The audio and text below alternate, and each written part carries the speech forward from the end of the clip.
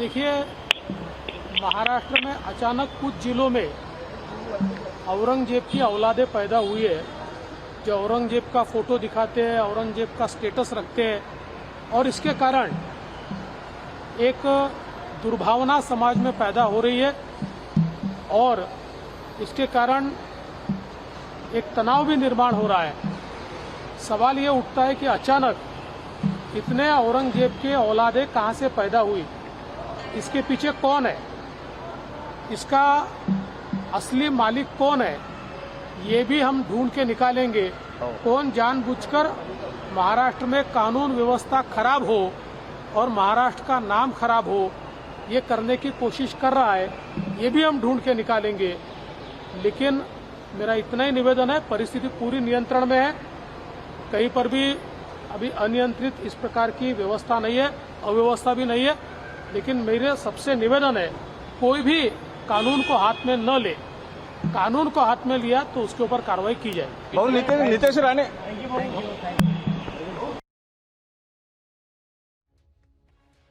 Chief Minister of Maharashtra appealing for peace post the clashes that erupted in Maharashtra's Kolhapur.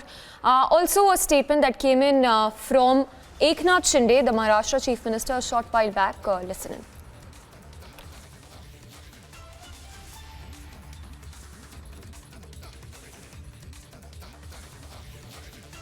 नाही, त्याच्या बाबतीमध्ये माझं संबंधित अधिकाऱ्यांशी चर्चा आहे आणि परिस्थिती आता नियंत्रणात आहे। आणि पुन्हा एकदा मी सांगेन की कायदा सुव्यवस्था राखण्याची जबाबदारी तशी सरकारची आहे, तसेच सगळ्या नागरिकांची देखील सहकार्याची अपेक्षा आहे। आणि माझं सातत्याने संबंधित विभागाशी, संबंधित अधिकाऱ्यांशी संपर्क आहे। कुठेही अनुचित प्रकार घडणार नाही याची काळजी गृह विभाग घेत आहे आणि स्वतः गृहमंत्री देखील याच्यावर जातीने लक्ष ठेवून आहे। आणि कुणी कायदा हातात घेऊ नये आणि कायदा हातात घेणाऱ्याला पाठीशी घातलं जाणार नाही, याच्यावर कारवाई केली जाईल, हे या ठिकाणी सांगितलं।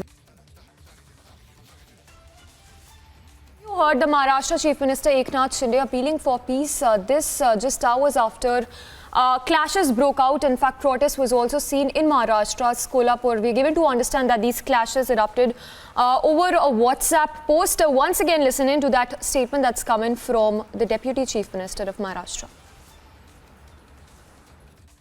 देखिए, महाराष्ट्र में अचानक कुछ जिलों में औरंगजेब की औलादें पैदा हुई है, जो औरंगजेब का फोटो दिखाते हैं, औरंगजेब का स्टेटस रखते हैं, और इसके कारण एक दुर्भावना समाज में पैदा हो रही है और इसके कारण एक तनाव भी निर्माण हो रहा है। सवाल ये उठता है कि अचानक इतने औरंगजेब के औलादें कहां से पैदा हुई, इसके पीछे कौन है, इसका असली मालिक कौन है, ये भी हम ढूंढ के निकालेंगे। कौन जानबूझकर महाराष्ट्र में कानून व्यवस्था खराब हो और महाराष्ट्र का नाम खराब हो, ये करने की कोशिश कर रहा है, ये भी हम ढूंढ के निकालेंगे। लेकिन मेरा इतना ही निवेदन है, परिस्थिति पूरी नियंत्रण में है, कहीं पर भी अभी अनियंत्रित इस प्रकार की व्यवस्था नहीं है, अव्यवस्था भी नहीं है। लेकिन मेरे सबसे निवेदन है, कोई भी कानून को हाथ में न ले।